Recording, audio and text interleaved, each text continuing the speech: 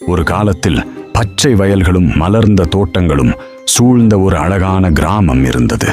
அந்த கிராமத்தில் அனைவரும் மகிழ்ச்சியாக வாழ்ந்து வந்தார்கள். ஆனால் ஒரு நாள் கிராமத்தின் மீது ஒரு இருண்ட நிழல் விழுந்தது. மரங்கள் வாட ஆரம்பித்தன. காற்று குளிர்ச்சியை இழந்தது. மக்கள் மனதில் பயம் நிரம்பியது. அந்த கிராமத்தில் ஒரு தைரியமான சிறுவன் வாழ்ந்து வந்தான். அவன் மனம் கருணையாலும் நம்பிக்கையாலும் நிறைந்தது. ஒரு மாலை காட்டின் ஓரத்தில் அவன் ஒரு அதிசயமான ஒளியை பார்த்தான்.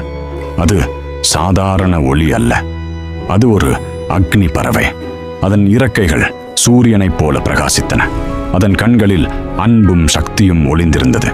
அந்த அக்னி பறவை கிராமத்தை காப்பாற்ற ஒரு நல்ல உள்ளம் தேடி வந்தது.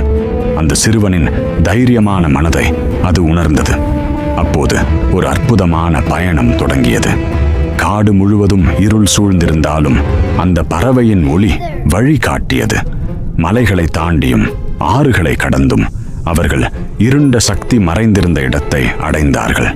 அந்த இடம் பயமுறுத்தும் போல இருந்தாலும் சிறுவனின் உள்ளத்தில் பயத்தை விட நம்பிக்கை அதிகமாக இருந்தது.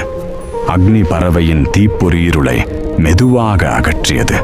சிறுவனின் தைரியம் அந்த சக்திக்கு எதிராக நிலைத்து நின்றது. இறுதியில் இருள் மறைந்து ஒளி பரவியது.